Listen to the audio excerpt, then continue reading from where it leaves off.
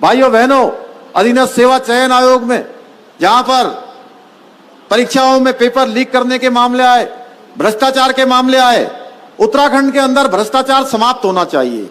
यह दीमक की तरह लगा हुआ है। जगह जगह छोटे छोटे काम करवाने के लिए बहुत सारी जगह रिश्वत की मांग की जाती रही है। ऐसे अनेकों प्रकरण सामने आए हैं। हमने कहा है भ्रष्टाचार पर किसी भी प्रकार का कोई समझौता हम करने वाले नहीं हैं और इसके लिए हमने 1064 एक नंबर हमने जारी किया हुआ है। अगर आपको भी कहीं पर लगे कि कहीं कोई भ्रष्टाचार की बात हो रही है, कहीं पर कोई रिश्वत मांगी जा रही है, कोई घूस मांगी जा रही है, तो केवल आपको 1064 पर डायल करके सूचना देनी है। आप सूचना देंगे और हमारी उत्तराखंड की विजिलेंस उस पर कार्रवाई करेगी। अभी तक 20 से भी ज्यादा मामलों पर कार्रवाई कर चुकी है। अनेकों लोग जेल के सलाखों के पीछे हैं। भाइयों बहनों, अधीनस्थ सेवा चयन आयोग में जहां पर परीक्षाओं में पेपर लीक करने के मामले आए, भ्रष्टाचार के मामले आए, जैसे ही ये मामले आए हैं हमने तय किया इसकी जांच हम उत्तराखंड की एसटीएफ से करवाने का हमने निर्णय लिया और अभी तक 18 लोग जेल की सलाखों के पीछे जा चुके हैं।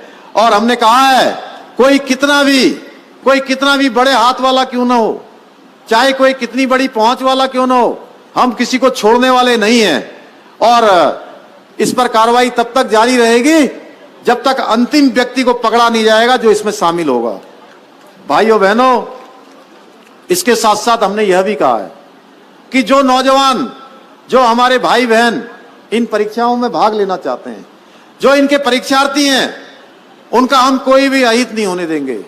चाहे उसके लिए हमको इस अधीनस्थ सेवा चयन आयोग के साथ किसी अन्य एजेंसी को जोड़ना पड़े, किसी और संस्थान को जोड़ना पड़े, लेकिन हम निष्पक्ष तरीके से, बिल्कुल किसी प्रकार से कोई मिलावट न करते हुए, एकदम जांच त्रुटि रहित परीक्षा को संपन्न करवाने का काम हमारी सरकार करेगी। क्योंकि हम किसी भी कीमत पर नहीं चाहते हैं कि हमारे आने वाले जो नौनिहाल हैं, जो परीक्षाओं में भाग लेंगे, उनको कहीं नुकसान हो। भाइयों बहनों, इसके साथ साथ सरलीकरण, समाधान और निस्तारण, इसके तहत हम काम कर रहे हैं।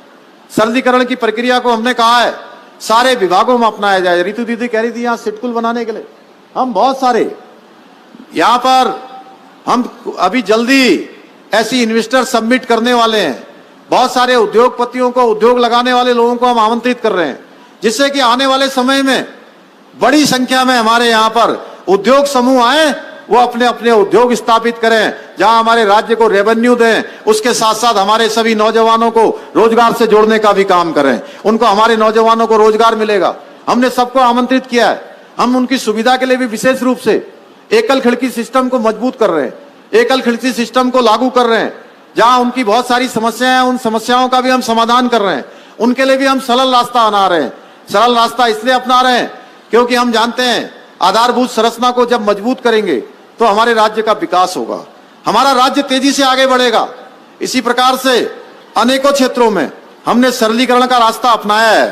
भाइयों बहनों, हम चाहते हैं कि आने वाला जो समय है वो उस समय में हमारा राज्य हिंदुस्तान के श्रेष्ठ राज्यों में से आए।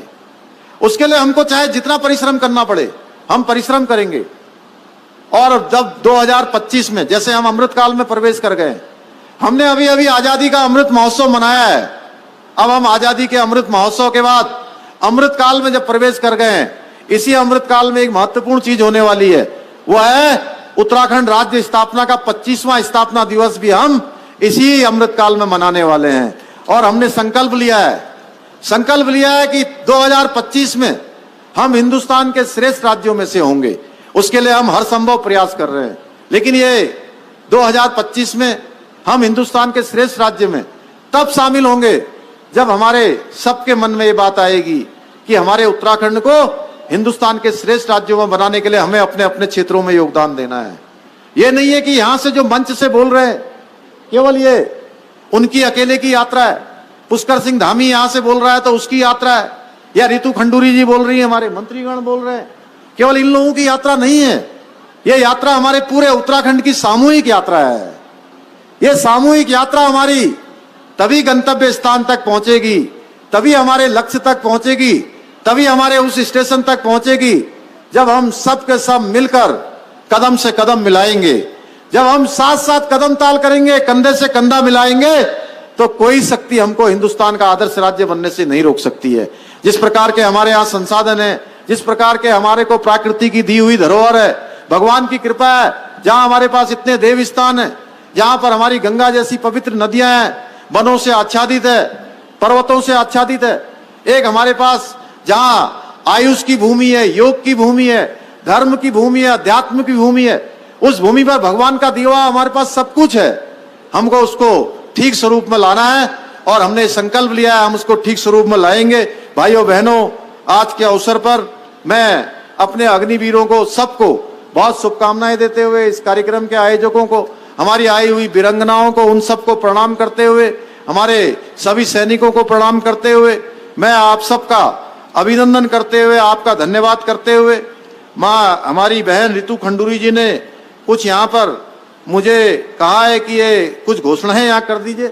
मैं तो कह रहा था इनसे कि जो है इन सबको मैं ले जाता हूँ, लेकिन इन्होंने दिया है, चूंकि हमारी ये विधानसभा की भी अध्यक्ष हैं और आप सब लोगों ने इतना समर्थन यहाँ से देकर इनको अभी भेजा है, तो मैं ये घोषणा करता हूँ कि जितना भी इन्होंने कहा कि कंडो आश्रम में चक्रवर्ती सम्राट भरत की प्रतिमा व कंडो आश्रम का सौंदर्यीकरण किया जाएगा, इसका सौंदर्यीकरण किया जाएगा। कोटद्वार विधानसभा का प्रवेश द्वार का निर्माण भी किया जाएगा। अर्धसैनिक बलों के लिए कैंटीन परिसर का निर्माण कार्य किया जाएगा। शहीद स्थल का निर्माण किया जाएगा। मिनी जू का निर्माण वन विभाग की सहमति से किया जाएगा। बहुत सारी सड़कों का उनके डामरीकरण हेतु उनके प्रस्ताव बनवाए जाएंगे। कालागढ़ क्षेत्र में स्ट्रीट लाइट हेतु कार्य किए जाएंगे। रामगंगा नदी कालागढ़ में पावन तट पर मुक्ति धाम एवं घाट का निर्माण किया जाएगा। 4 धाम के लिए हेली सेवा, चूंकि हम लोग सभी जगह प्रारंभ करने वाले हैं और अनेकों स्थानों के लिए अभी हमने हेली सेवा प्रारंभ की है। उड़ान में हेली सेवा प्रारंभ करने वाला हमारा प्रदेश, पहला प्रदेश उत्तराखंड है, जहां पर हमने हेली सेवा प्रारंभ की है। यहां से भी चूंकि पहले ये कोटद्वार हमारा मुख्य द्वार रहा है, तो निश्चित रूप से यहां से इसके लिए प्रस्ताव किया जाएगा। कोटद्वार विधानसभा में खेल सुविधाओं के लिए जो भी यहाँ पर व्यवस्थाएं हो सकती है उनको आगे बढ़ाया जाएगा। कालागढ़ में पिछली बार भी ये बात आई थी कि एम्बुलेंस की व्यवस्था नहीं होती, वहां पर एम्बुलेंस की व्यवस्था के लिए किया जाएगा। जहां सिटकुल की बात मैं पहले ही बोल चुका हूं, इसके साथ साथ जेएमयू का जो बस अड्डा है उसके हस्तांतरण की कार्रवाई की जाएगी। आज के अवसर पर मैं आप सभी का बहुत धन्यवाद करते हुए, और माननीय विधायकगण आए, उनकी सबकी विधानसभा में जब जाएंगे तो निश्चित रूप से उनके प्रस्तावों पर हम लगातार काम करते रहते हैं, उनको आगे बढ़ाने का भी काम होगा। पुनः आप सभी का धन्यवाद करते हुए मैं अपनी वाणी को विराम देता हूं। बहुत बहुत धन्यवाद। जय हिंद, जय भारत, जय उत्तराखंड। और धन्यवाद माननीय मुख्यमंत्री जी।